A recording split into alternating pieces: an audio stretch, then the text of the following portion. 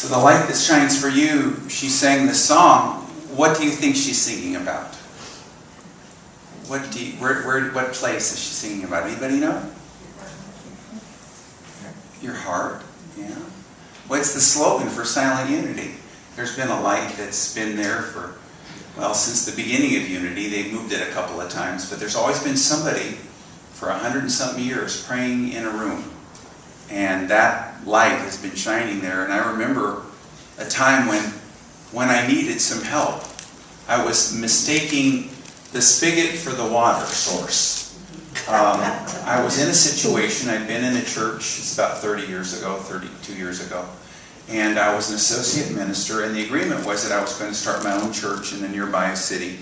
It was in Silicon Valley, and right after I arrived, 2 weeks later, they got into a building program, and they said it'll be 7 years before I could do that, and I thought, I don't know about waiting 7 years.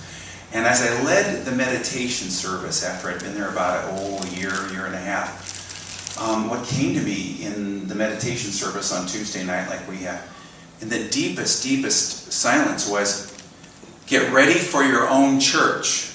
I was like, okay. And then I waited, and I waited, and I waited. And you've got to understand that God's timing is, well, it's very interesting. And so, patience is a virtue, but sometimes you just want to go out and make something happen. But I was waiting, and I was waiting.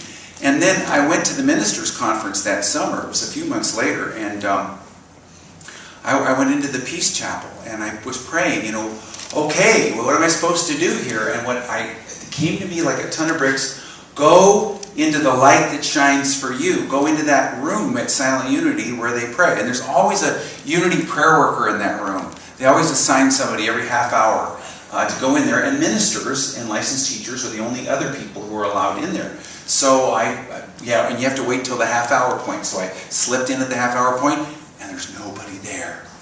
There was nobody there. I'd never seen that before. Oh, and I had a little judgment going on. I was sitting there in the light that shines for you, saying, indeed. And then I realized later why. Because I was supposed to go into such a deep meditation. Nobody else was supposed to be around. It was so deep. I went so deep that this face, this person, this identity of this executive who worked there, who I barely knew, but I wasn't real comfortable with what I knew. And I go see him, make an appointment to see him. I go to see him? Okay.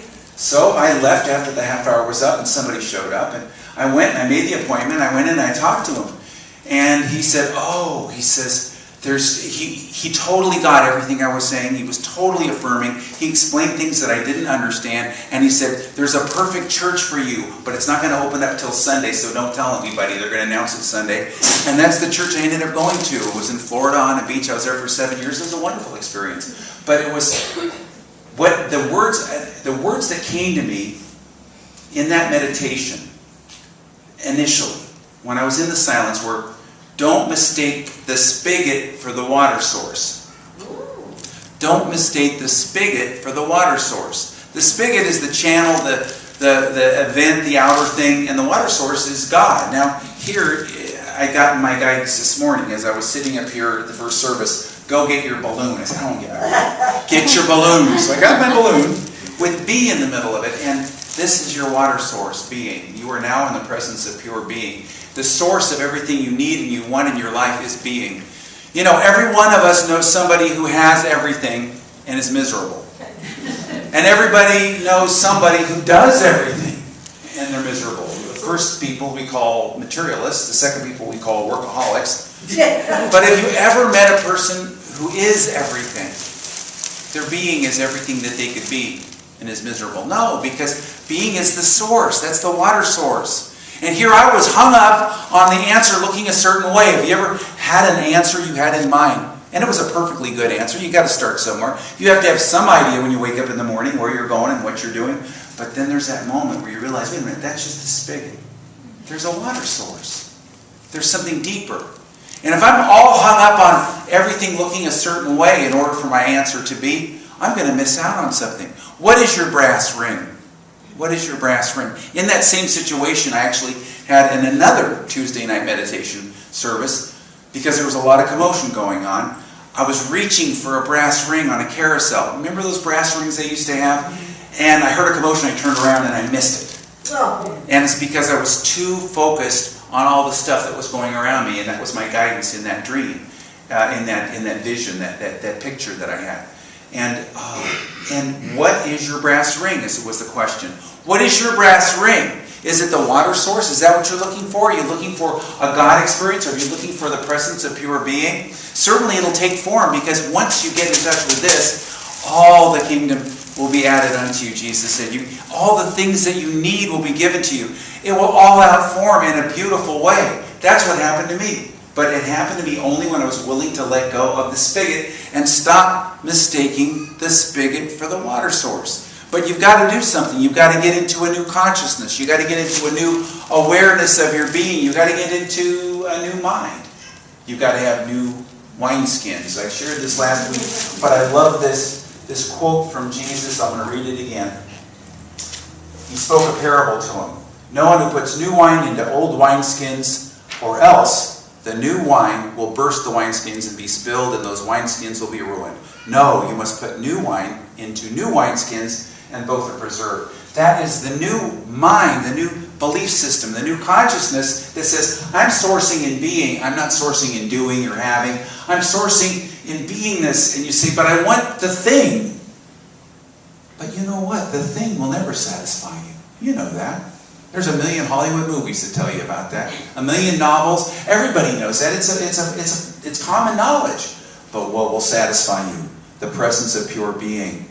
So, I will not mistake the spigot for the water source. Together? I will not mistake the spigot for the water source. And where the water flows, I will go. Together? And where the water flows, I will go. Move and be, and let it shape you, and let it move with you, and realize that there's a transformative experience that has to happen in your innermost self for the outer manifestation of anything. They did a study in France of Lourdes, you know, the miracle place? And they did a study of the psychology of the people who got the miracles, and they found without exception there was a surrender of their belief system, a sense of letting go. Every one of them who got their answer. You've got to let go first. You've got to let go of your pictures. You've got to let go of seeing the outer source as the source, and realize the water source is the important thing. It's not the outer spigot. It is the water source.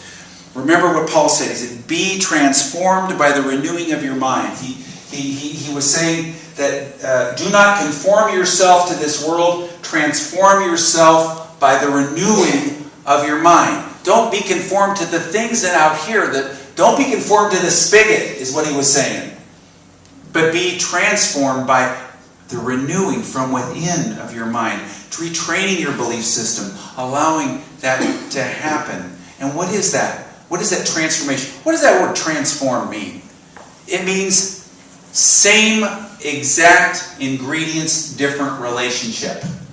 I mean, did anybody bake? I baked a pumpkin pie from scratch. How many baked anything from scratch or made something from scratch?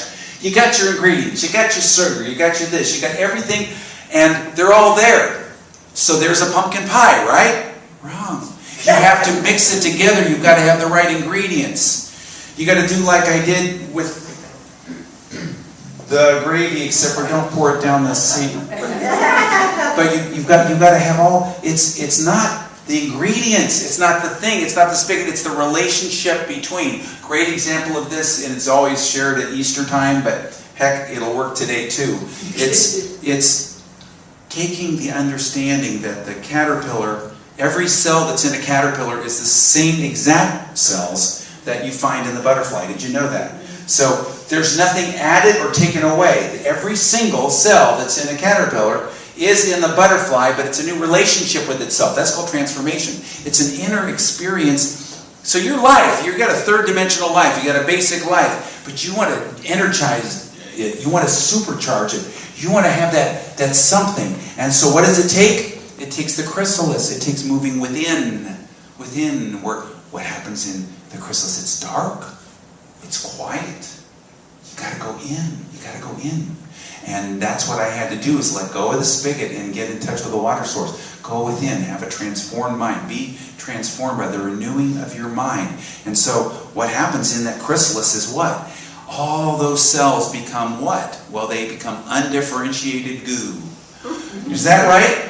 And all of it just becomes and you feel like that too when you're in that transformative experience and that in-between experience. That's exactly how I felt during those months. I didn't know what to do. I didn't know how I was going to manifest this, how I was going to demonstrate this. But the beauty was that there was something in me that knew. What part of me knew?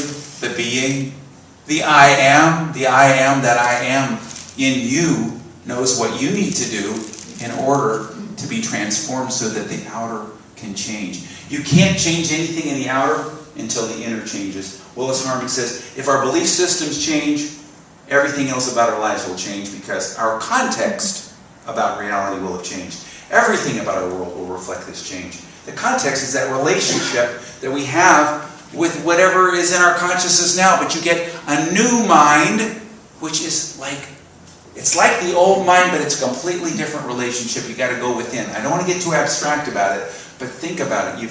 You've got to get in touch with what your beliefs are and retrain and reconfigure those beliefs. I'll give you a good example. A woman about 10 years ago I knew had been in recovery for about 2 years. And she was doing very well with that, but not so much in other areas of her life. She was having problems in her relationships. What she was finding was, although she had changed in terms of her own recovery, and she was on this wonderful spiritual path, she kept drawing people into her life who, when she got to know them, were all addicts. And she was like, but that's what I used to be. I'm not that now. But why do I keep manifesting this? Why do I keep attracting this? And what came to her was, this was the desire of your heart that you set into motion 2.5, 3, 4 years ago.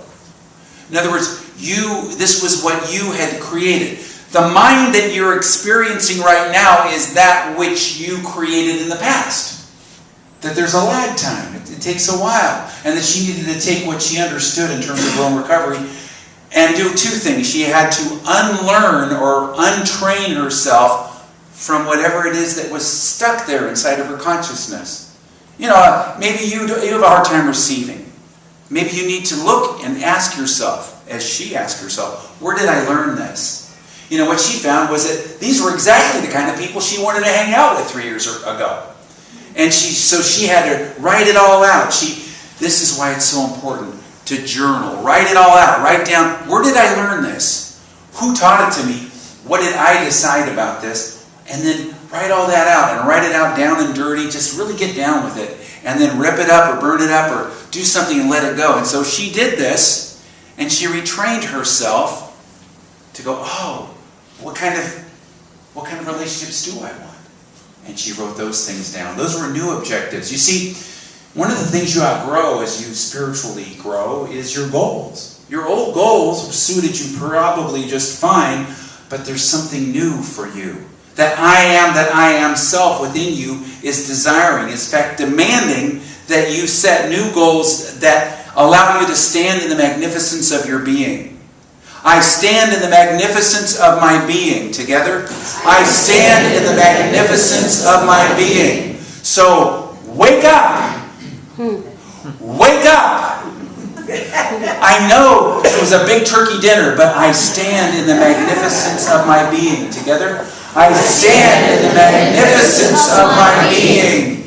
Move into that consciousness. It's within you. It may seem dark. It may feel like undifferentiated goo. There may be a lag time. There may be something.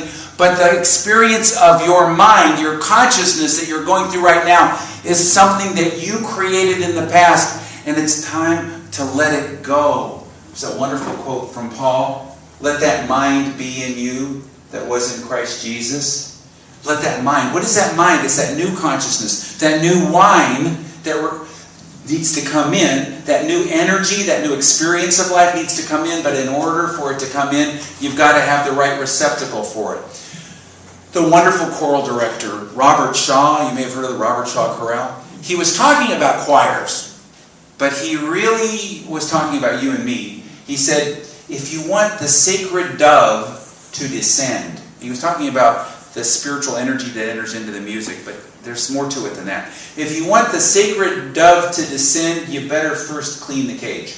You've got to clean the cage. And he was talking about preparing yourself, certainly musically, but also in your consciousness. And preparing yourself in your consciousness. What are you doing? What are you doing to journal out? Ask yourself, I have a hard time with receiving. Who taught it to me? What was modeled for me? How did I learn that? There was a man once, he came in to me for counseling, he didn't attend the church, and he was mad at God. And the reason why he was mad at God was because he had prayed that a friend of his do something for him. I can't remember what it was. And his friend didn't do it. And so because his prayer wasn't answered exactly the way the spigot that he had in mind, he decided there was no God, there was no prayer. So he came in to me for prayer, for healing work. But he said, don't give me any of that prayer stuff because I don't believe in prayer. And I asked, why not? And he told me this story, long story about his disappointment. You know, God, it's okay to be mad at God. God is a big God. God can take it. It isn't blasphemous. So it's okay to be mad at God, but you got to let it go too. So he journaled out. We were working together. He released his disappointment and that sense of and he realized on some level that the illness that he was suffering, he could never be healed until he would let go of that false belief. That's something that was covering up the beingness of him. That false belief that was within him, his dirty cage. He had to clean it out. And once he did it, his healing, they never could diagnose why he was ill, and they never could diagnose why he got better, but it happened right after that. What do you need to clean up in your life? Where in your life do you need to retrain yourself? Where in your life do you need to get in touch with that I am presence? You see, well, who am I inside? Well, remember last week I talked about the name of God to Moses in Exodus. I am that I am. That's that Jehovah, Yahweh. And that it was a verb to be, being, actively being. Well, that's who you are as well. That's who you are in the center of your being. That presence of your own pure being is the I am that I am principle within you. You're a verb, not a noun. I am a verb, not a noun. Together? I am a verb, not a noun. And that is the truth. The I am of you, which is that being, actively being. So you're not all the stuff in life. You're not all the things around on the rim. You're not the spigot. You are the water source bubbling up. And there's no end to it. You are unlimited spirit. Let go of those limitations that you hold on yourself, the definitions that you were taught. Journal them out, write them out, let them go. Decide that they are not who I am. This is not me. And then what are you?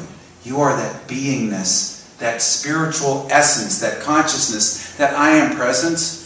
And it's constantly bubbling up from within your being. It's constantly moving out and flowing. But you got to get into that flow. And the way you do is by sourcing yourself. In my situation when I was in the Silent Unity light that shines for you room, I had to let go of the spigot and get in touch with the source. I had to understand that nothing in the outer world is going to satisfy you.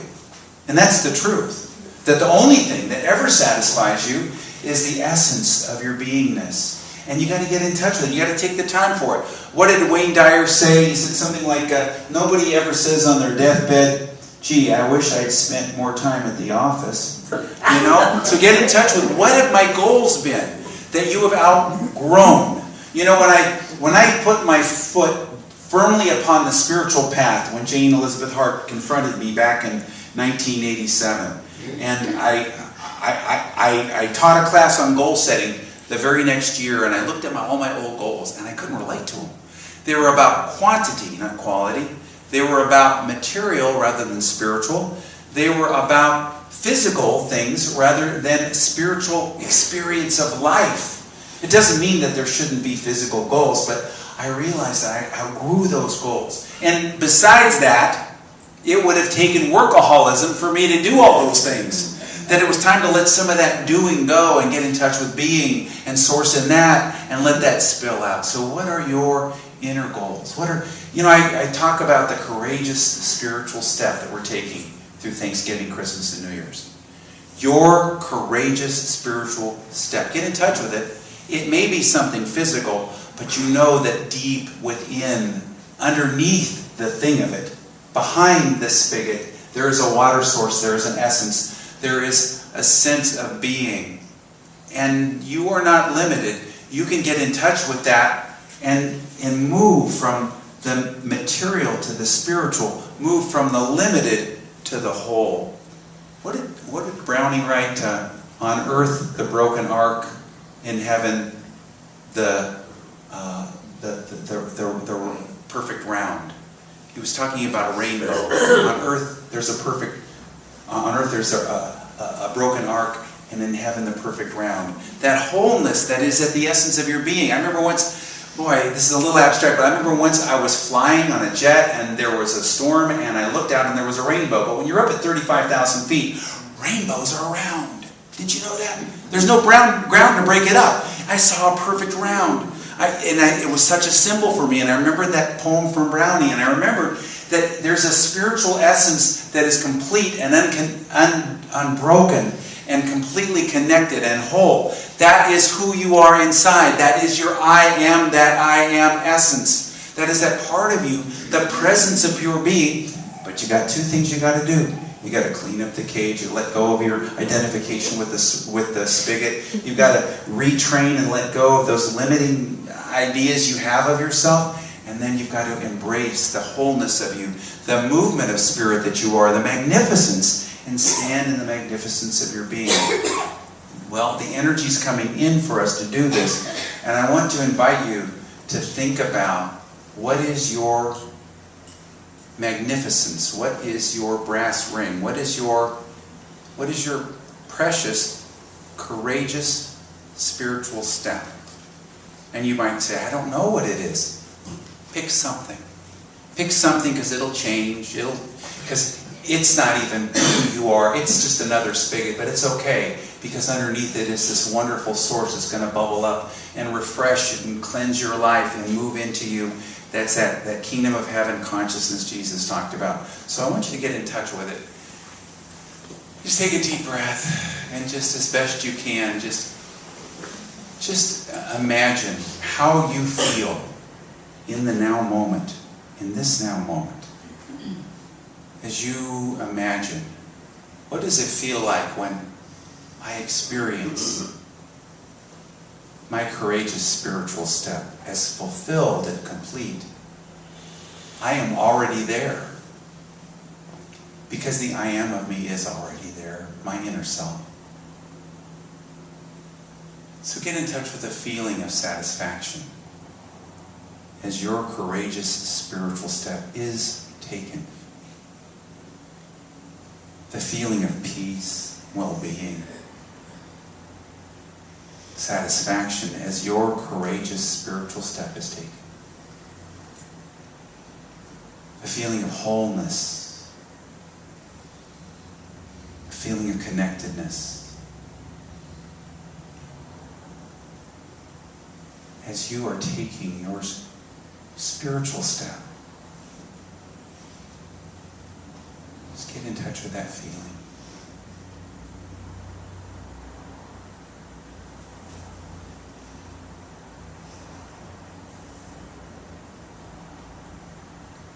This is the perfect wholeness. This is the perfect round. This is the perfect essence. This is who you are inside. This is the being at the core of you. Thank you, God.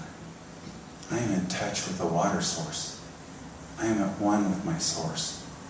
And I let it flow. And I flow with it. I am. I am.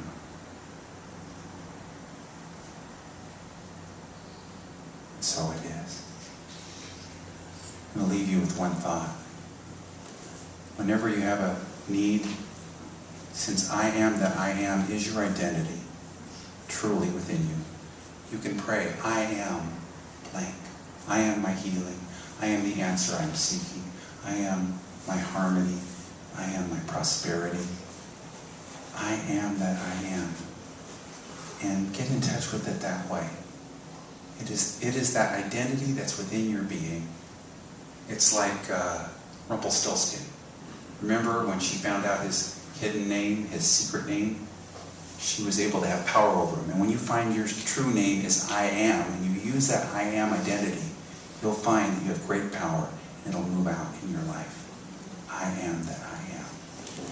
Now we move into our time of meditation, and it's going to be about opening up and inviting the Spirit in, and then knowing that the Spirit of God is open and inviting ourselves into that Spirit. So it's this flow that we're going to experience. But first we've got to empty ourselves. So take a nice deep breath and let it out. And empty yourself of all thoughts. Let go of your thoughts. Empty yourself of all your emotions and feelings. And empty yourself of everything that you hold in your hands. And move into this moment. Take another deep breath and let it out. Become aware that this moment contains everything that you need. The only thing that's required of you is to be open to it. I open up, I open up. I open up to what is. I open up to God. I open up to the presence of pure being. I open up and I invite all the good in. I invite all the blessings in. I invite all the souls that align with the good for my soul in. I invite my good, my answers, my spiritual experience of this moment, the energy of the now in. I invite. I open up and I say, come on in. Come on in. I open up to that essence that is ising in me. Come on in. And now I open myself. Become aware that the whole universe of good, the heart of God, the love, the vibration, the energy that is everything in this moment invites me in. I am invited in. I belong. My soul belongs. My spirit belongs. What a feeling of comfort. And with courage, I belong. I move into this moment.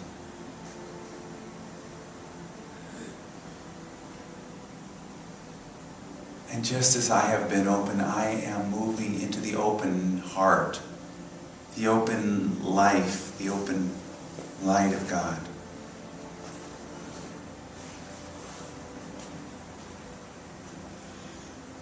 And in this moment, I just say, I am open to God, and God is open to me, and I flow with this experience of pure being.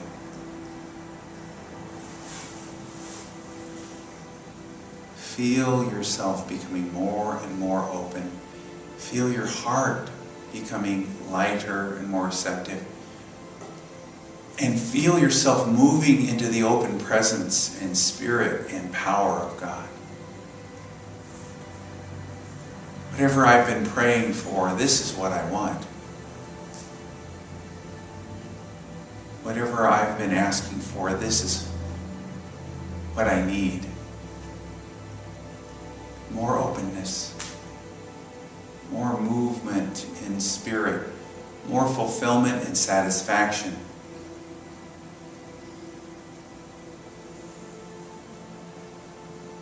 I am the presence of God flowing.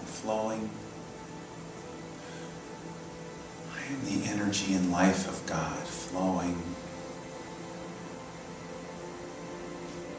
I am the essence of pure peace flowing.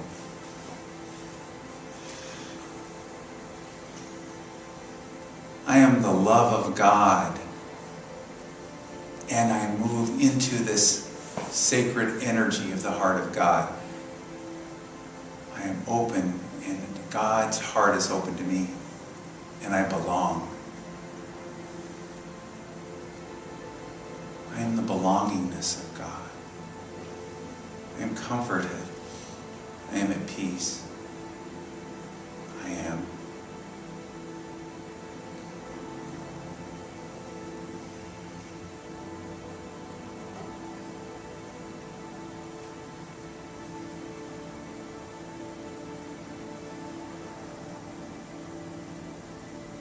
Now I get in touch with my sacred spiritual step, my courageous step.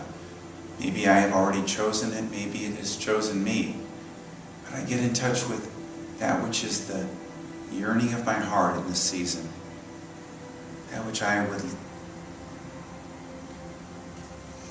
hold to the high watch, lift up my light of heartfelt courage.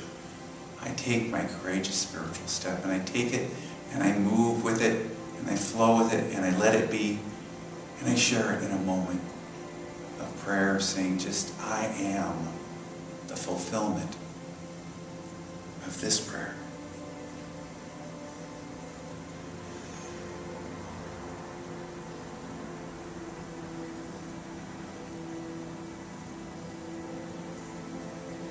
I am my courageous, light-filled, power-filled, harmonious, loving, peaceful,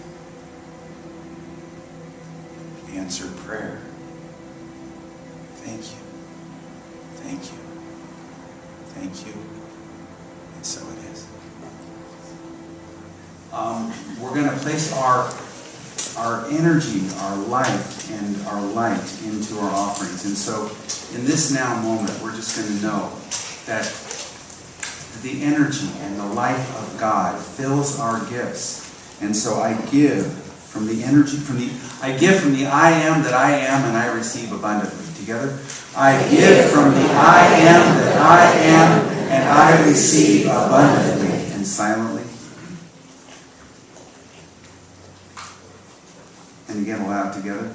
I give from the I am that I am, and I receive abundantly. And so it is. Amen.